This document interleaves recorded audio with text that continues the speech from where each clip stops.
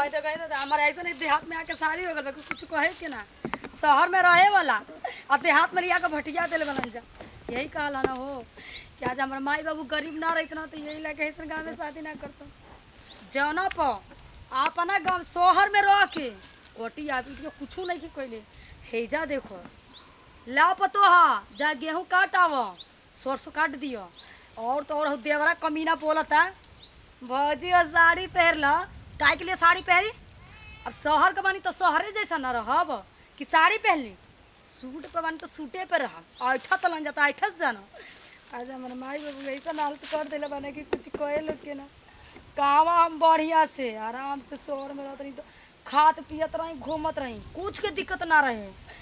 जो हमारे जी की कौन हालत देख के शादी कैल ने दादा हमहू से अपना देखले रही न कि माई बाबू इतना बढ़िया घर में शादी करी हन वो भी शहर में का करम हमारा फूट गल के लिया के देहात में बैठिया दिला है तो दिन देखे के बा कि आ कहे जी कि काट जब हमारा के जाने के तो नहीं पता रही तो देहात में जाता नहीं तो जी कटिया पिटिया करी के बा तो हम मंडके में से भाग गई रहती वो भी अपना लवर के साथ हमारा लवर सही कहत रहे कि जान जियो करे जाना कि सर शादी होता ना जरूर तू पछताइबू एक दिन पछता के तू अबू हई दिन देकर धूप में वो भी चला हो कहने की ए पता हाथ चल चला चल के ही पतैया बटोर दिया कि दाना भूंजे खातिर बढ़िया रही ऐसे कि मार खूब आदमी आवत रहा कि नहीं दाना भूंजे आ ऐसे कि बढ़िया हम भूंजी ना सब आदमी हमारे के आवत ना आ हनी के लूर पना कभी आदमी ना आए ई समझता है सात तरकियो मरम दिन भर जानता है कि बाप घर जाके आए सुतल बानी बाप के बात समझ ले नहीं कि माई के बात समझ ले नहीं कि तो जिंदगी भर ऐसा ही गुजर हो जाई अरे ससुरा ससुरा ससुरा के बात समझल जाला समझा के होय दे का दी अब हेरा बैठा बैठा बैठा तू चथरुआ के पतो हो ना हो हाँ जी बाबूजी तू शहर में रहलू ना तार गाँव में यार कुछ शहर में है शहर में बड़ा बड़ा कुल बिल्डिंग लौकेला ना हो छोटा छोटा हाँ छोटा छोटा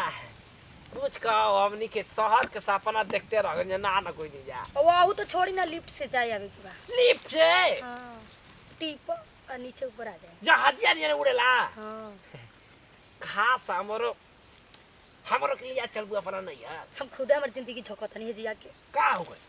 कि हम सपना रहे कि हमारी शादी शहर में हो कि है जिया के देहात में हो गई और वो तो वही छोड़ी नहीं गया हूँ कटवा तलन जा देखा देखे के पड़ेगा तू घबरा जन ई भगवान के जन बा ना ई लिखंत बा समझलू ना भलो शहर में जन्म ले हालू समझलू ना गुजर त देहातिये में होके के बात देहातिये में ना शादी भइल तो हार आए बाकी रहे के मन नहीं करते बाबूजी का है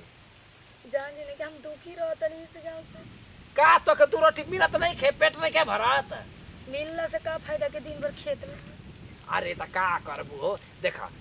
गाँव देहात में ना बिना मेहनत के कहीं मिले वाला के शहर में तो रोजगार बा कोनो कंपनी में जइया से त मान कि मिल जाए चाहे कोनो चीज बाटे त कहीं काम करे त मिल जाए कौन काम बा कोनो बारे खेती बाड़ी ना काम नहीं ना कइले बाबूजी त कहां से हम करी सीख धीरे धीरे सीखबू तबे ना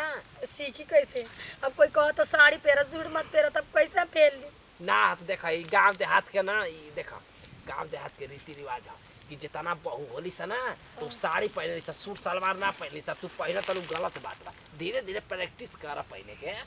ना हमारा से ना होई जी बाबूजी सब मेहना मारत हमार तक परम फुट गई नतीन घरे शादी होके अरे ना कर जाओ चला हो काहे ना करिया जैसन मरद ऐसन सास ससुर तो ऊपर पर जा बहा जा पानी के बाढ़ में हमारा घर दुगो बाई से पतो हम कहते कि चल संगे संगे रे हाँ मैं पतैया बोटवाल से दाना भूंजे के बाद तो ई तन क्यों नहीं कि सुनता हाँ हमार भरसाई है मैं गाँव के ना हमारे घरे दाना भूंजाला तू काली हो जी सन के कब सिखावत तारा घर जाके भरसाई चुकी कुछ करे होगा ना ना ना समझलू ना देखा ना करब तो मिले वाला बा कुछ जितने बात देखो परिवार अगर खटी ना तो 1 रुपया से समझ कि 5 गो परिवार तो 5 रुपया हो जान जी ना बाबूजी सोचले बानी कि तीनों को रेती दी हसुआ सी गलवे ना रहियो सन ना बासुसी बात अरे कुल का बात करता हुआ मुंह कटनी औ का सुहाग ऐसे रहला में ऊपर पड़े अरे बाप रे बाप अब सोच ले ले कहे के परी कि तार पतो बहुत बार सोचतिया तू बच के रहिया ऐसा बात बा तू जा तू जा जा जा हमारा से जे लागी ना बाबूजी ओकरो को ना छोड़ ना ना ना तू जा पानी शहर के ला पानी पियाबू ना हमरा के पानी ना चाहिए जो वो लोग के जाके देखो का करो तनी। हाँ अरे बाप हो बाप ई बड़ा पिया दम बदल रे पप्पा ई खिसिया दे त मुड़ियो रे दे चथरुआ से एकदम ना ई बात कहल जरूरी बा ए से कि ये बच्चा बड़ा तू बड़ा गौवा में खूब शोर मचौले रहा कि हम सारी पतौली भाई सॉरी ना ई नागिर बिया नागिर चल हुआ पर काम करे आ हो चटैया हो जा रखब ले ले आई हल हल हट ओफ ओइ त दम फोइस न डाल देतल स बाबूजी कनानक ले छौरिया पे चराऊ आ छौरिया पे जात हट हट हां घूम त गोली स ए जे कतना हवा बनमा लागत ते अरे तू का तिल तेरा दिल का तिल और गाल पे तेरे तिल का तिल आईना करे माइक देखो तार मौसी के टांग तोरो कहीं का हम करी अच्छा ले और थोड़ा सा 1 घंटा समय बता 1 घंटा चरा के ओकरा बाद पानी उनी पिया के पोखरा में हिरा के लेके बांध न दे की हई देखो ये दादा बूढ़ा वा रोक ले है बीच रास्ते में बिना देखले के भूख प्यास लागल बा तो कहत बा या पतोहा शहर कहीं कर कलाई की चाहिए करो आज इतनी नहीं कहता कि नाकी में दम लगा दी एक तो हम ही परेशान बानी यानी के घर पे आई लगे बा चल तनी घरे न तो इतना उजियार कर देतनी तो लास्ट में हमारा के नैयर भेजही के पड़ी हई देखो ये दादा जो चीज ना करेगा ये चीज करवाओ तो सन पतो के इज्जत करतो सन बिल्कुल ना सैया लइका नियन सूत जाले कोरामी ओहो का कभी गाना निकल ले है कुछ कह हई देखो ये जतना बिया भइल बना कुल फौजाइन के एकदम तरस यही गइल कहाला ना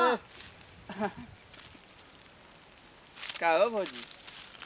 एगो बुढ़ावा मिल गल एगो मतलब मिल गल हो भौजी का हाल बा ठीक बा बड़ा चिकन आई जाता रहती घाम लागेला कतनो तब त अच्छा छुराला ना काहे हो शहर के बानी दिखत नहीं खे हां उ त शहर के जानते नहीं की हां लेकिन कुछ कहब हो जाई का कहबा तो करे जावा पर चढ़ जीव यही तरह हम गरमाइल बानी कहब पनीर डाल के ठंडा कर दही तार जैसा पानी हमारे घर में ना मिली का जा कोई में हाल नहिया में सबन फूल न नहैती कुछ बगीचा कहाँ सपना हमर बा सब बड़ा चक्कर कहू फौजी बड़ा जी दुख था ना हो बताओ ये कितना मोलायम मोलायम हाथ ले बोलो मोलायम मोलायम गाल बते मतलब तार हाथ में हंसुआ शोभा नहीं खे देत अब नहीं खेते तो का कर बताओ हाथ ना चिप चटक लिपस्टिक मारले बालू ई कुल चाटे वाला चीज खाना चीज होता है घाम में घूम देखिए ज्यादा मत बोली ना तो जानते ही ना देखा कि भौजाई ले ले बनी लग हंसू निकाल दे बखिया भौजाई लग बु इतना तो हक बनते बते भौजाई लागत तो इतना हद से ज्यादा मजाक मत करी तू कह तू तो और कुछ कहती का कहले हवा कुछ ना मर दे हल हल हल भाई चढ़ाओ तो भाई से चढ़ाओ ज्यादा कारीगर मत बनो हम तो सोचन कहियो तोहरो के चढ़ा दी गऊ में भी हमरा के आज तक तो मुना हम मर्द नाम के चढ़ा पहले तो तू का चढ़ाइबा हो हां बात सही कहतलू अब वैसे भी लफुआ लमन खा के सुना। छिनार से ना बात करी ना जान चलू जानते नहीं का चढ़िया कहा जी भैया ना चढ़िया चढ़िया नहीं जाना तो नहीं हो भैया मौगना मौगन तब का वो कैसे हम जान रहे मनी तार बियाह ना बुझे ना हाँ। 5 गो लड़की पटैले रहूं मुआना के अभी हम जाता नहीं और ओकरा के कुल फैसला हम करत नहीं जान दे अरे मार दे खोद दा खिया खोदे के बाद ओकरा खोदब खोद देबू अखिया कोई जगह ये दादा हमारे मर्द मौग निकल गोटिया निकल छिना निकल तब तई जगह पूरा लइका निकल गेल सन सुना हम के ना हई हां भले भौजाई लोग कबो कल बेटा आ जाई कौन सा छाटा चिना नहीं को चलो तनी ओकरा के बताओ ए भौजी के इहो फौजी ना कुछ को बड़ा कांटा कियो गांव भर में बड़ा एकर नाम चल हो तो शहर के नहीं अरे करे माई कहे अरे हरे हरे हरे देख के हम ऐसी ना दुआरी पर बैठल रही सन आ ताकत रहेली सन कि हम का करतनी कहाँ जातनी जरेली सन ओहो तिसन की फलाना का पोतोहिया के देखो यू दादा एकर मरद ना दे रहा ती पहरे न कैसी अरे पहरी ना कैसे तो हनी देवल पहरी ना कि हम खरीद के पहरी ना जलते रह बुझ जाए यही तरह तो हन के जलाते रह जिंदगी भर हाय देखो सुंदर भगवान ने इतना बढ़िया बनौले बन हमके आई हनी के दुआरी पर पता नहीं का छाती फाटत रहेला एको तो ऐसे कहत है देखो देखो जाती है रोड साइड आवाज देख लो जा हम कहाँ जातनी सवत बनल बा जा हमारो छाती पर हमर चढ़ जाते जा होई देखो ये दादा हम अपना घर के खाता नहीं हो अपना घर का पहरत नहीं हो यहाँ जाने के छाती पर के का जलन होता कि देख के जरत ऐसा यही कहला ना हो कि आजकल ना दर दिया तो छोड़ा ना गाँव घर पड़ोसी कोई के नहीं कन हो तो हाँ जितना जरियन जाए उतना हम जराइब आ खूब न पहर के झमकाई। चल तनियो दादा न तो कोनो आज तो कहे जने जी आके हरिया गाड़ी देती है। गाड़ी ते एगो अलग के में आके खूब न गाड़ी हनी के देलो और दुआरी पर गाड़ी देम न त कहली से नहीं कि रानी सवती गाड़ी देती है और झोटा कबार के आके मारे लगी हस। चलो तने तो कोनो आज हस। रुक आवत रहे तनी खा के खाना खा के आवत ये द्वार पर भाई। कहाँ भौजी कहाँ जात हलू? हां कहाँ जात हलू? पूरा बाजार बना के एकदम लाइट मारत रहो लेकिन कुछ कर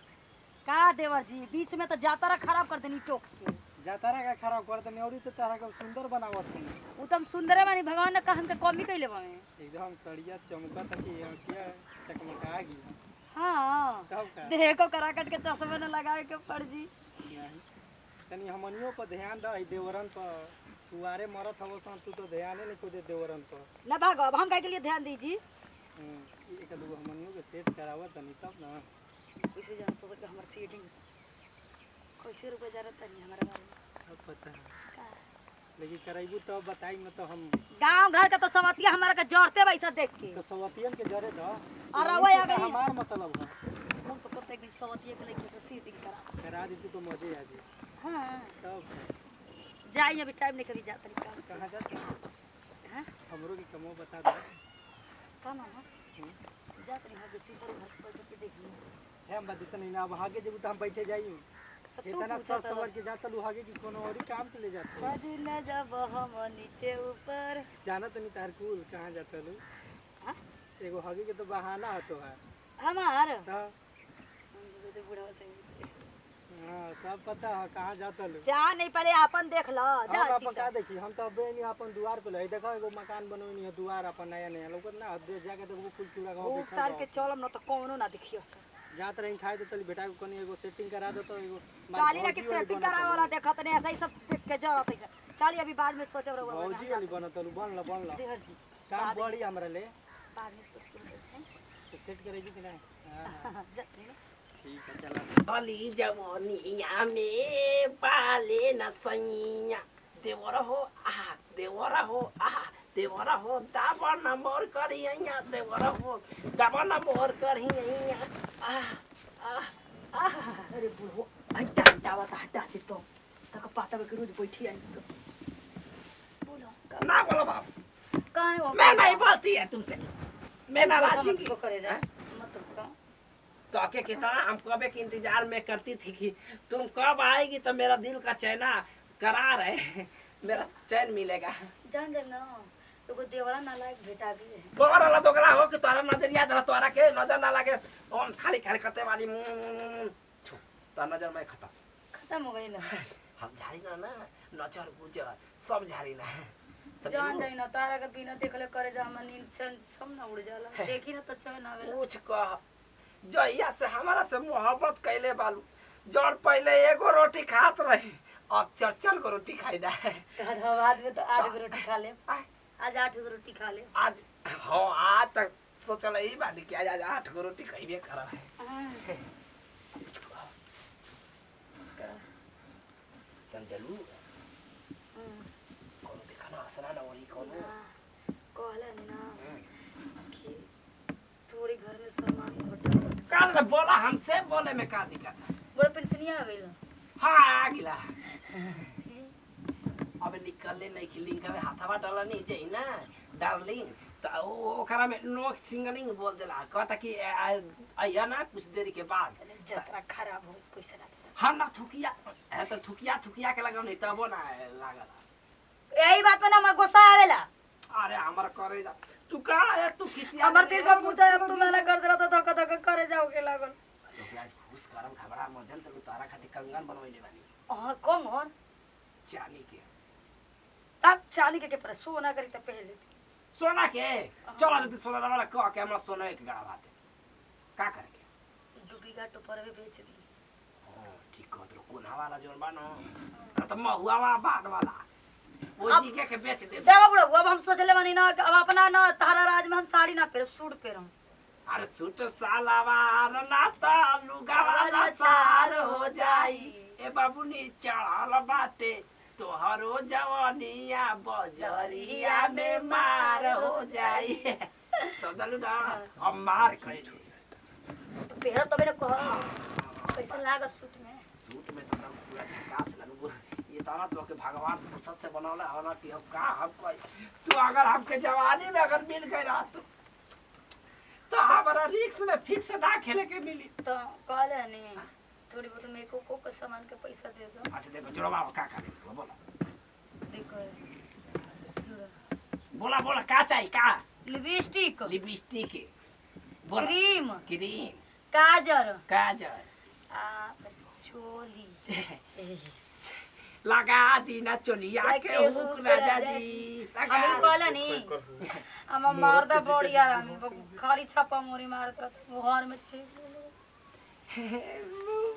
चुप चुप चुप चुपके से रोने लगा अरे का होता रे ये बच्चा हम इनके गाना सिखावत रहे कि चुपके से दिल मेरा मर्द आया रे तो हके तो देखो तार उम्र के लाज रखे चाहिए तोर रे काहे मावतले रे लाला तो कैसे समझ गेला कि हम का करते गलत कितना गलत ई बता नहीं हरे के छिना रही का रे कैसे कहते नहीं जी तो काय करते ले जी कुल हम सुनी अपना कान से आंख से कुल देखने ठीक ना कैसे ऐसा मत कही सड़ो हमारा से पेट नहीं बढ़ता है बुढ़ावा पे जना के ना हड्डी में मांस रह गई ना शरीर में खून लेकिन बात हमारी ऐसे मत रहो हमारा मेरा बच्चा है मैं दूध पीती है चुपचाप पी जा का जाती है तू बजबा ना नहीं बजबा बच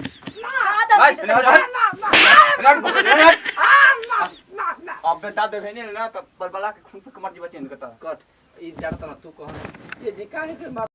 बता दे कमर जी बचे इनका ये जिम काय मारो तनी ओहो मुंह लागता का मुंह लागता सुन ले पहले छिनार तना ही ना हम ना जानी रे कि हई अपन सुंदरता का इतना फायदा उठेबी ठीक ना ना ओकरा से प्यार ना करी ना खाली लेके चल जा अरे बापू बा क्या कहते ले अब प्यार करे के कोई ना तो कोई ना पेट में दर्द तो भाग जानी अरे हाँ। तोरा माई ए तोर बेहरारू हमके लूट देला आज तक रे जब को प्यार करे के तब बहाना मार दे रहे ना जी हमारा से गाना बनवाइला हां और मैं सिगार लेला सब पर लुगा को एगो बात बतावा 80 वर्ष के हो गेला तारा से कोनो मेहर का उम्मीद रखी इहे कुल के ना पैसा जीती गहना बनवाई खेत दुआर लिखवाई इहे ना तारा अंदर का बा हैं सुना खोखा के अंदर ना जब तक काठी रहेला ना तब तक ओकर कीमत रहेला आ जब खोखा के अंदर काठी खत्म हो तब खोखड़ो खोखा के कीमत ना रहेला आप सोची ना आप के ना बनी भरोसा करी ना तोरा के इतना रिलम ना इतना रिलम कि जान ना कि खोखा ना बोल बिसु बुलु ना तो जाऊं ना तब तू का सुनता रहा मर्द की बात सुनता लगा ले ले बिया दे दिया सारा तो केस करा बहुत छोड़ हम तो छुए का अधिकार अभी नहीं तो यहाँ माथा घर मत रे सुना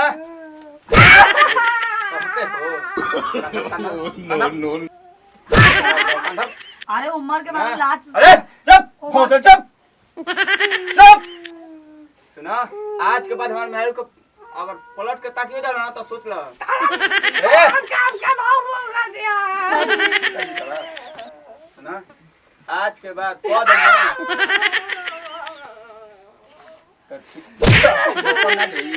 का कोई ना जी सुना चली घड़ी चली करे जा अरे उसे छोड़ चली चलिए रे सुना तार गांग बड़ी नाम बाते ना अखिए निकलवा दे चीन निकलता अरे सब क्या होता रे हम पगला जाए अरे तू चल पहले तू चल चली रहो चल आज के बाद ना घर ले बड़ी मत कर तोरा प्यार में मार जा आके झाछा देख के का कहना चाहो दिल के धक्का तू गई ए यात्रा कितना सुंदर बिन में है ना तोर बेची तारा के खड़े करना तक पोतो न चली बड़ा ही न किडनी तार निकलवा दे आज के बाद बचाई सब कतना दे गलती दे का माल पर तब अंदा 25,000 25,000